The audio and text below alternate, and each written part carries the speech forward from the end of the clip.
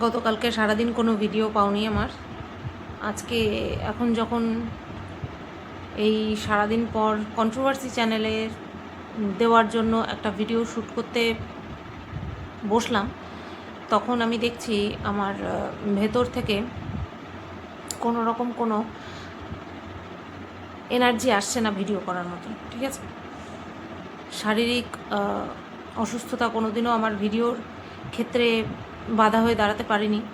হ্যাঁ, খুব বিছানায় পড়ে রয়েছি সেই ব্যাপার আলাদা, ঘোর জ্বরের মধ্যেও আমি ভিডিও করেছি, নানান রকম ক্রিটিক্যাল পরিস্থিতিতেও আমি ভিডিও করেছি, বাট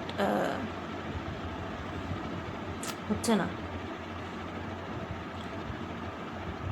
আর যখন আমি এরকম মেন্টাল দিক থেকে আমি একটুখানি ডিস্ট্র্যাক্ট থাকি, বা বলতে পারো একটু নড়বড়ে অবস্থায় থাকি, তখন আমি ক্যামেরা খোলাটা ঠিক উচিত বোধ করি না। কন্টেন্ট প্রচুর রয়েছে, সেটা তোমরা নিজেরাই দেখতে পাচ্ছ, কিন্তু আমি যে সেই কন্টেন্টটা নিয়ে ভিডিও বানাবো, কারণ ভিডিও বানাতে গেলে পুরোপুরি একটা অন্য জোনে চলে যেতে হয়, সেই জোনে যাওয়ার মতন ক্ষমতা আমার এই মুহূর্তে হচ্ছে না। তার জন্য আমি ভিডিও করতে পারছি না। আর ভিডিও করতে না পারলে খুব স্বাভাবিকভাবেই তোমাদের কাছে কীভাবে পৌঁছে দেবো, এটাই হচ্ছে বিষয়। গতকালকে সারাদিন ব্যস্ততার মধ্যে কেটেছে যে খুব, তা বলবো না। তোমাদের কাছে কালকে একটা লাইভ করেছিলাম, যেখানটায় তোমরা জানতে পেরেছো আমি বলেছি যে আমার শরীর ভালো না। হ্যাঁ, হঠাৎ করেই গত পরশু দিন দোকান থেকে আসার পর থেকে মানে শরীরটা এতটা উইক হয়ে গেল, বুঝতে পারলাম না কারণটা কি। গা গোলানো, মাথা ঘোরানো, আর সাথে কোমরে অসহ্য যন্ত্রণা। তারপর বিকেলের দিকে বুঝতে পারলাম যে জ্বর আসছে, তো খুব স্বাভাবিকভাবেই দোকানে যাইনি, আর ভিডিও করার চেষ্টা করেছি, বাট পারিনি করতে। তারপর পরের দিনের ভিডিও তোমরা, ব্লগ ভিডিও আমি কিছু কিছু করে শ্যুট করে রেখেছি, একদম ছোট, দিয়ে দেবো। কিন্তু সারাদিন শুয়েই কাটিয়েছি, যেহেতু শরীর খারাপ ছিল, সারাদিন শুয়ে কাটিয়েছি। তারপরেও একটা বার শরীর পারমিট করেনি আমি উঠে বসে ভিডিও করি। আর এখন খুব কষ্ট হচ্ছে আমার, যেহেতু আমি ভিডিও করতে পারছি না, তার জন্য আমার মারাত্মক কষ্ট হচ্ছে। যেখানে কিনা আমি এত এন্টারটেন করি, তোমাদের কমেন্ট বক্স ভরে যায়, সুতপা তুমি পারো বটে, হাসি পাচ্ছে, হাসি থামছে না, হেসেই যাচ্ছি। সেখানটায় আমি একটা কন্টেন্ট নিয়ে একদম জাস্টিস করতে পারবো না তার সঙ্গে, তার থেকে ভালো ক্যামেরাটা বন্ধ রাখা। তারপরে তোমাদের মুখ তো দেখতে পাই না, তোমাদের কমেন্টগুলোর কথা তোমাদের ডিপিতে দেখতে পাই, তোমাদেরকে অনেককে দেখতে পাই।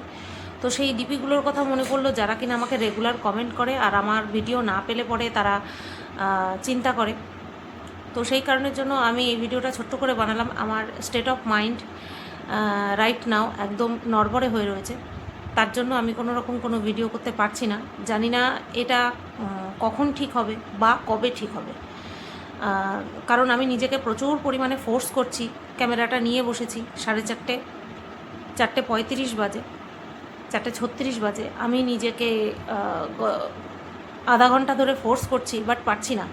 এতটা অসহায় ফিল হচ্ছে যে আমি কান্নাই করে দিয়েছি লাস্টে, যে আমি ভিডিও করতে পারছি না। তো যাই হোক, সোশ্যাল মিডিয়া, তার জন্য ভেবেচিন্তে কথা বলতে হয়। এমনিতেই না ভেবে অনেক কাজ করে ফেলেছি, যার খেসারত আমাকে হয়তো আজীবন দিতে হবে। কারণ যতদিন সোশ্যাল মিডিয়া থাকবে আমাকে তো থাকতে হবে, কারণ টাকা পয়সা দরকার, সবার জীবনে দরকার। তো সেই কারণের জন্য সোশ্যাল মিডিয়া যতদিন থাকবে ততদিন আমাকে থাকতে হবে। আর আমি আমার জীবনে এত পর্যন্ত যা যা ভুল করেছি তার খেসারতও কিন্তু এই সোশ্যাল মিডিয়া যতদিন থাকবে, আর আমি যতদিন সোশ্যাল মিডিয়াতে থাকবো ততদিন কিন্তু আমাকেও বয়ে বেড়াতে হবে। সেটা সত্যি হোক বা মিথ্যে হোক, কতটুকু সত্যি কতটুকু মিথ্যে সবটাই কিন্তু আমাকে বয়ে বেড়াতে হবে। আর আমার মনে হয় এরকম প্রত্যেককেই বয়ে বেড়াতে হবে। সেই কারণের জন্য আমি নিজেকে এখন ভিডিও করা থেকে বিরত রাখছি, ইভেন লাইভে আসা থেকে পর্যন্ত নিজেকে বিরত রাখছি, কারণ আমি একটু বেশি মাত্রায় ইমোশনাল। কারণ কখন কি বলে ফেলবো, কখন কি করে ফেলবো, সেটা না, মানে আমার নিজেকে নিয়ে নিজে ধন্দে থাকি। হ্যাঁ, বয়স আমার 37 বছর, কিন্তু ওই মাইন্ডটাকে এখনও পাকাপোক্ত করে উঠতে পারিনি, আর তার খেসারত আমাকে সবসময় দিতে হয়।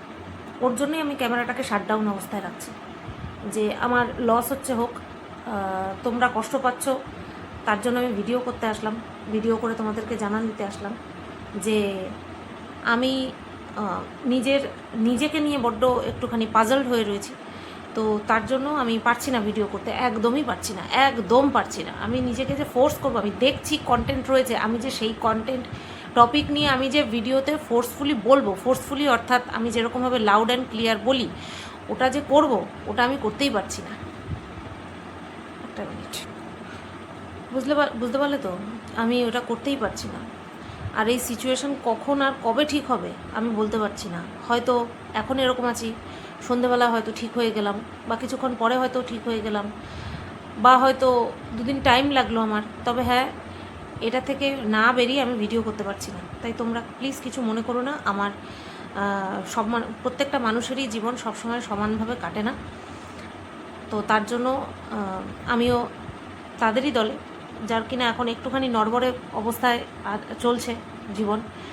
তার জন্য আমি ক্যামেরা থেকে, বিশেষ করে কন্ট্রোভার্সি থেকে দূরে আছি। ইভেন আমি ব্লগ ভিডিও পর্যন্ত স্বতঃস্ফূর্তভাবে করতে পারছি না। আমি এরকমই, আমি যখন ইমোশনালি ব্রেকডাউন হয়ে থাকি না, তখন আমার ক্যামেরা ধরে স্বতঃস্ফূর্তভাবে ভিডিও করা ওটা আমার দ্বারা হয় না। ঠিক আছে, তো চলো এইটুকু আপডেট তোমাদেরকে দিয়ে গেলাম। নতুবা তোমরা আমার কন্ট্রোভার্সি ভিডিও যে কতখানি ভালোবাসো সেটা আমি ছাড়া আর কেউ জানে না, বুঝতে পারে না। সবাই ভালো থেকো, সুস্থ থেকো।